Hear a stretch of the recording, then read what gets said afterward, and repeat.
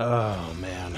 So, hey, guys, welcome to the oh-so-wonderful Guild War first one of the week, and the special gimmick is I'm really sick. But hey, you know what? Even though I'm sick, let's just go ahead and just prove that anyone who complains about their voice or complains about being sick, they're a bitch.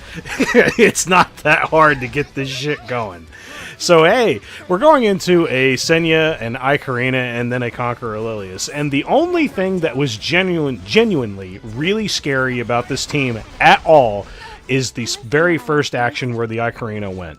And the big thing that happened was the ae-KARINA just so happened to have some effectiveness that was on her. Now, because of that, now I have to play extremely carefully, because any moment, the ae-KARINA could go into my Shuna, and my Shuna could get death broken, and straight up, anytime you're death broken fighting an ae-KARINA, you're walking on eggshells at almost every single conceivable moment.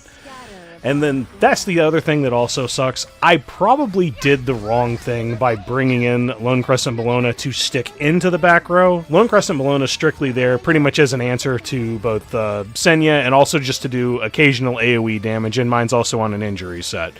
The problem is, this whole fucking team is F. Like, the whole team's F. And because it's all F, I'm essentially fighting, like Lone Crescent Bellona is getting lucky right there. That was a double 15%, because straight up, she's able to hit my Lone Crescent Bellona with about anything that the Conqueror Lilias is able to do. So every opportunity that the Conqueror Lilias laps around to do S3, this is then a attack down situation. So that's on the Lone Crescent, something you absolutely don't want to fucking see. And then you'll also have a chance of being dual attacked. The ae-KARINA could very easily go into my Lone Crescent, then could also death break it. Just a lot of bad shit can really happen here. But of course, as soon as you really deal with one character and she's out of the game, well, you're pretty much 100% in the clear. And that character is ae-KARINA. Matter of fact, let's go ahead and, not break tradition. There we go. We got ourselves a drink now. But I was very worried early on in here, especially right here, because I have no access to cleanse, I have no access to sleep. I took a hit from an ae-KARINA while she was death broken, and this was really my only option left. We need to kill the ae-KARINA now, and then we need to hopefully not be on a bad turn cycle where the Senya can go into me with an AoE. Now, that's what I thought was going to happen, so I go into her for the sake of the provoke. Anything to just keep any hits off Shuna, just so she can at least get an S2 off, or get an S3 off. This way, it's a little baby heal due to the artifact that she has on her. Which, hey, a little Unfading Memories isn't really great, but hey, it's something. Honestly, her best in slot artifact might very well be, like Rod of Amaryllis, but I don't know. I really like Unfading Memories just because it gives a little bit of it gives a little bit of ER, and it also just syncs really well with her character because she does non-attack skills like crazy. But either way, the ae-KARINA is dead. We were able to recover from this horrible situation of being hit really hard by the ae-KARINA. Like no shit. The ae-KARINA was the only unit on this entire fucking team that was a threat. Conqueror Lilias was annoying as fuck because she's gonna always do her bullshit because Conqueror Lilias is a stupid fucking character. And Senya wasn't really too much of a threat either because for whatever reason she wasn't on high F, but like everything else was. So as soon as the ae-KARINA went down, the whole team fell. Now, on to another oh-so-wonderful fun match. Are you guys starting to see a pattern? Basically, we're going into a shitload of fucking def-scaling units. And because of all these def-scaling units, there's very clear answers to a lot of them, and a lot of it is just straight-up def pin. But, like, right here, I just saw an opportunity, because I almost never use Mort. Hey, you know what? Let's just do the typical Shadow Knight Pyllis bait, because we're going into 2 lights, and then because Choux's on the field, I'm going to bring Roana, and then I'm also going to bring another green unit. So I've already used Christy, and I didn't feel like using damage mitigation because I wasn't necessarily scared of damage. Let's go Mort. So here's my thought process. My initial thought process was, well, I don't know if the team is going to be on a lot of counterattack or whatever. The reason why I don't know for sure is because you honestly never know. But because I saw Choux there, and with Choux there, it's like, well, that's going to be counterattacks, additional attacks, and things of the nature. So hey, Roana's a genuinely pretty good choice. And I just put all my eggs in one basket, and I said, well, what if? What if the entire fucking team actually is on counterattack? And then just straight up, I'm going to have a heal battery for the entire fight, and lo and behold, guess what fucking happens? Turns out this whole damn thing is on counterattack. So, the Choux being on counterattack, that's nothing special. Now, the Cermia being on counterattack, that is actually somewhat surprising. It can work, but I feel like you're probably sacking a lot of damage by doing that. And the other cool thing about using Mort here is, now, you do have one bad thing about using Mort. The fact that his S2 does not proc if he does not land a crit. We're going into Choux. Choux does anti-crit for the whole team. Kinda sucks. But if you're able to go through that first little hurdle, and then you're able to use his S1 into S2, you're straight up able to do like a turn cooldown shenanigan for the entire team on your side at least once, and then after that, you're also able to do lots of injury, because guess what, guys? I actually have my Mort on an injury set. Probably not worth doing. Because the actual, like, ideal Mort set you want to do is something for turn cycling to get out his S1, get out his S2, and also to do his S3 as constantly as possible, because the S3 is actually somewhat respectable. It really is. It's just a matter of, it's hard to hit all of those stats if you're running him on an injury set. You'll see at the end of the video whenever I show the stats, my Mort's slow as fuck, and he's genuinely not very good. But either way, we were able to deal with the Cermia, just because, LOL, we were able to go in, did a little bit of injury damage, and I just decided, hey, let's just hard focus into the Cermia.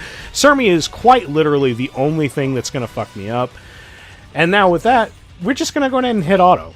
Now, oh, but why are you hitting auto? Aren't you afraid of the Choux? No. No, I'm not. Like, after, like, the rework to Pyllis, which was the this is what's so hilarious, man. Pyllis received almost nothing when it came to buffs. It was quite literally, like, filling in the gaps of something that should have been in her spec change in the first fucking place. And also getting more health on her turn. But, like, the big thing she got was just like, oh, the effects for her whole fucking team were, hey, counterattacks, dual attacks, and all that other shit that happens, it now affects her. Now, because of that, Choux is no longer a threat. If Choux is going to be hard-focused into your Shadow Knight Pyllis, you have nothing to worry about. And then also from this perspective, we're able to go in with Mort and occasionally get crit resist on our kits. So, and then because of that, there is no way in hell that the Choux could possibly do any damage or possibly kill me, especially because I've injured her and she's an HP scaling unit. So, with that being said, you'll see that very rare W. Wow, that was bad. And you'll see that very rare W from Mort. Yay! Now, here is another one that is very, very, very easy to predict. And it's ae-KARINA, it's a Senya, and then it's also an Edward Elric. Now, the big thing in particular is, hey, we don't know what's really on the team. Could the Edward Elric be on injury? And also, I straight up didn't take as much damage as I thought I was going to do from the S3 from the ae-KARINA. Probably due to the fact that my Yulha is on a protection set, and she has a lot of HP. My Lethe also has a shitload of HP, so then, hey, we're good to go. But I made one small mistake right here. Doesn't actually matter in the long run, but it was still a mistake. I forgot to use the S3 on Lethe, so she didn't have immunity. So then I was like, okay, well, cool, we don't have Provoke now, so let's go in with an S3 when we're going to go in and Soulburn that. Then I remembered, oh, fuck, we're going to get hit by both the Edward Elric in terms of equivalent exchange. We don't know if we didn't know. Well, actually, we knew now he wasn't on injury because he went into Yulha. But the problem was, I don't want to be provoked by the Senya. So, whatever, we'll just go into the ae-KARINA, and then we happen to wrap around enough, we'll use this time, now we'll provide the S3 immunity for Lethe, and Shazam! Now the ae-KARINA's fucking dead. Yay! Don't you guys just love how def scaling units have literally one weakness, that being def pen, and we really don't have very much of it going around right now. But either way, now that the ae-KARINA's dead, the rest of this fight is all just generally a whole bunch of, like, turn cycling to get to Lethe's stuff. Like, that's basically it. Because we're going to be dealing with occasional provokes from the Senya, and because of that, we're going to have to waste a turn going into her. However, the good news is, it's not really wasting a turn. It really isn't. It's not wasting a turn. The reason why it's not wasting a turn is because Omen is a irresistible stack that as soon as it hits 3, you activate Call of the Abyss, and bam, that's just free damage. Now, I saw this as an opportunity with Yulha. Hey, let's go in. We'll see if we can deal a lot of damage or if we can kill the Senya, because that's the only other unit that's kind of a roadblock for Lethe, because, hey, element disadvantage, you'll probably miss, and then you'll do even less damage, and it's just a huge pain in the ass. So, like, Yulha's there. She straight up took a lot of that damage because of Aureus from things like ae-KARINA and things of that nature. I only really had her there as a means of, you know, blocking hits from Edward Elric. And, like, Momo was there because I have 2 HP monsters on the field. So because of the 2 HP monsters, they're going to be straight up getting any and all heals from my Momo is going to be fucking huge. So, like, right here, this wasn't a miss. So, works out. But also, you know, because of that S3 from Yulha, she took a big chunk of damage. Even if that was to miss, cool. 100% in the clear. And at this moment, I genuinely don't give a fuck about Edward Elric here. So, yeah, he was able to do his shenanigans there, you know, Rise, Equivalent Exchange, and whatever. But hey, did you know that Element Advantage also affects Lethe? So her going into a red unit, she actually deals even more fucking damage to red units.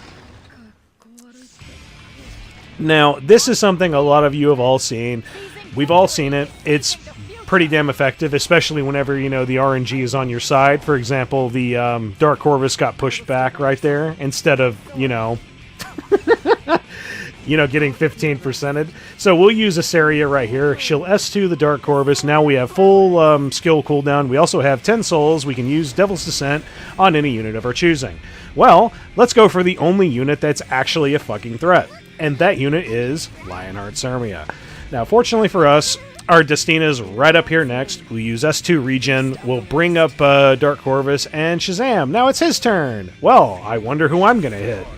Well, let's go for that unit that has really, really high defense and can also disrupt and possibly kill our other 2 units with AoE shenanigans. Alright, cool. Guess what, boys? The match is over. Like, the reason why it's over is because, like, Conqueror Lilias is only going to go into Dark Corvus. And whenever she does that, she's going to pull fucking Choux. Choux has a chance of doing S1, S2 into you as well. This builds up Devil's Descent so fast. It's literally been like 2 turns and I have it again. We are on turn 88 right now. So it's only been 12 turns and 2 units are already dead. Now, Choux is just going to go into Dark Corvus because we have 2 green units on the field. Sure, she can do an AoE attack. That can do big damage to Iseria because Iseria is made of paper.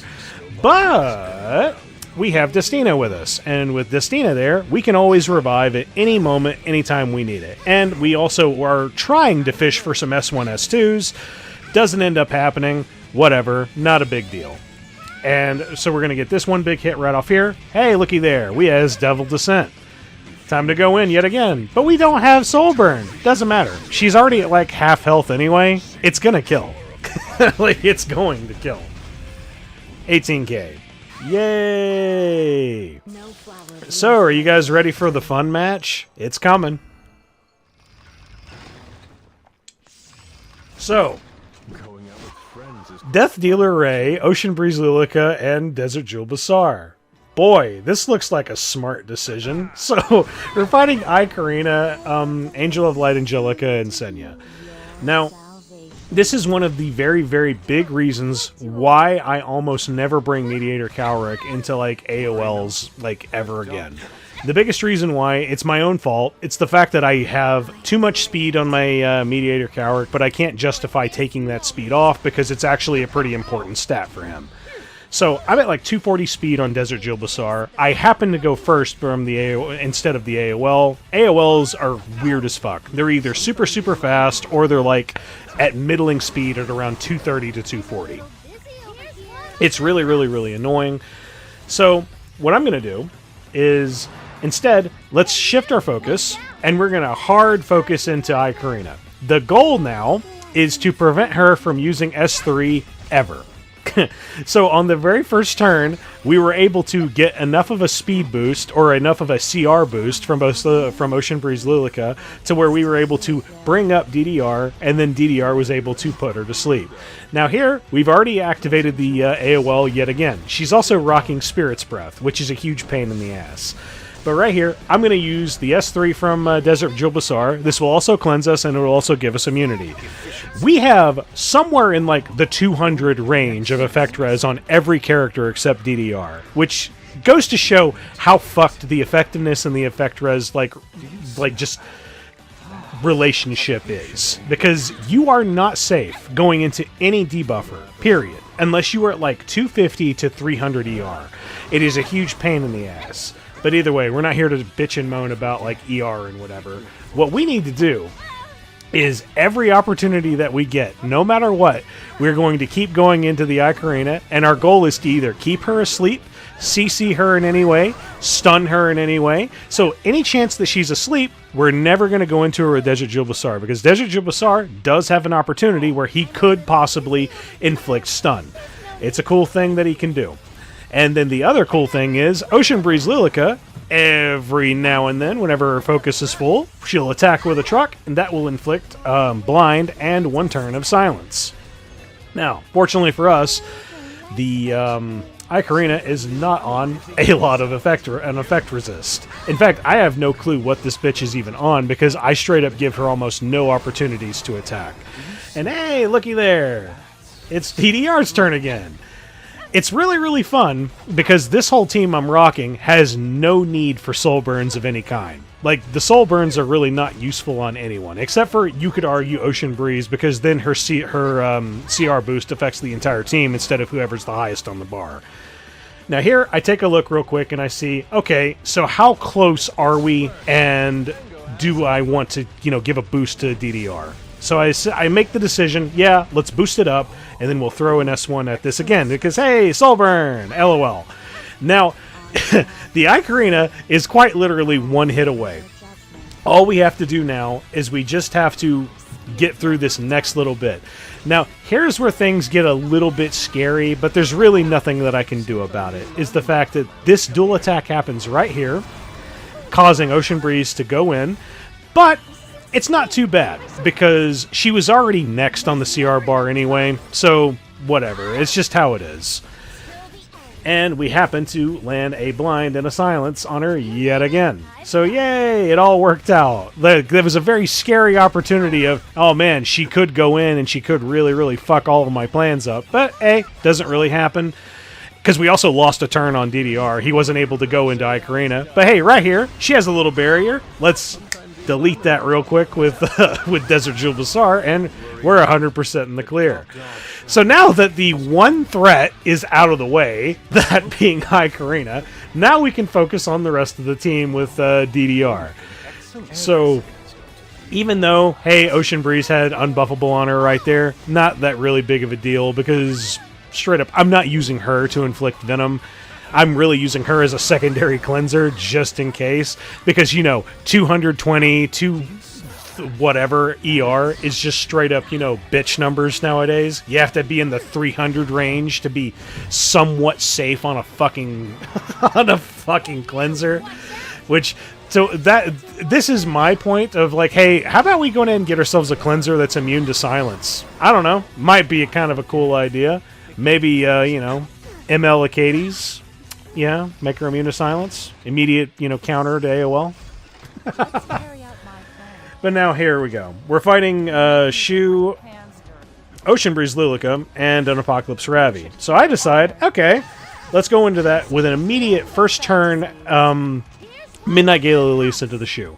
Now, the plan essentially was, what if we get, hit with this first? That was the whole point of any of this shit, was just in case Midnight Gala Lilias was hit. That's why Kitty Clarissa is there, because Kitty Clarissa is also a cleanser. But, all the turn orders worked out in such a way to which that I kind of really didn't give a shit after turn 1, because I took turn 1 with Midnight Gala Lilias. I was able to do enough damage to the Choux, because that was a typical Choux that had a lot of HP. the things that I hate the most about Midnight Gala Lilias is just the fact you cannot guarantee your damage when you're going into something blind. You have no fucking idea what kind of HP values you're really working with here.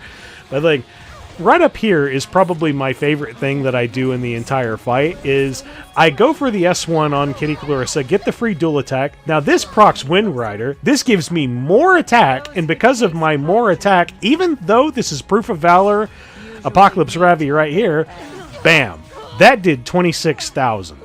My normal limit for doing damage is like 28k, and that was Proof of Valor. Feels good, man. But either way, thanks so much for joining me on this oh-so-wonderful adventure through Guild War Shenanigans via Monday. Yeah, this might come out a little later, might come out just in a couple of hours, who knows? It depends on how well I nurse this headache. So, I believe Wednesday, which is going to be tomorrow, we should be seeing some Blooming Lilica stuff. I have no fucking idea, because they haven't really, like, laid out a lot of information. I think they laid this stuff out before, but, like, we should be getting Blooming Lilica information, because today is the 19th. I believe it said they were going to come out with it on the 20th. I don't know if she's going to be available for summoning tomorrow, or if we're just going to see a preview of her, because I have no fucking clue what she's going to do. And quite frankly, I don't really care, because when it comes to like all these collab units and limited units and all this other jazz that they've been really giving us, like, I honestly cannot remember the last limited male character that we ever got other than like Benny Maru. Like, other than him, I really can't remember right off the top of my head, like, who was a meta, like, limited male unit. Don't know. Whatever. And like, Blooming Lilica, the writing is just all over the wall for whenever you look at the character design that was shown to us in that like little brief animation for her. I'm 100% convinced she's going to be some kind of fucking venom spreader. Like, just because it feels like they're spreading so much goddamn injury just everywhere right now, it feels like they're just going to spread more injury. And that's kind of my feelings on it. I would rather not have another Soul Weaver that is like an offensive unit. It could be possible that Blooming Lilica is going to be a Soul Weaver. I kind of... You know what? Yeah, you know what? Let's go ahead and we'll place our bets. I'm willing to bet Blooming Lilica might be a Soul Weaver, and then they're going to give us a limited artifact, and it's going to be another offensive-based artifact, so thus she'll be a Soul Weaver that can't fucking heal. Yeah, let's go with that. That'll be my bets. So, hey, place your bets now if you want to take a guess on what Blooming Lilica is.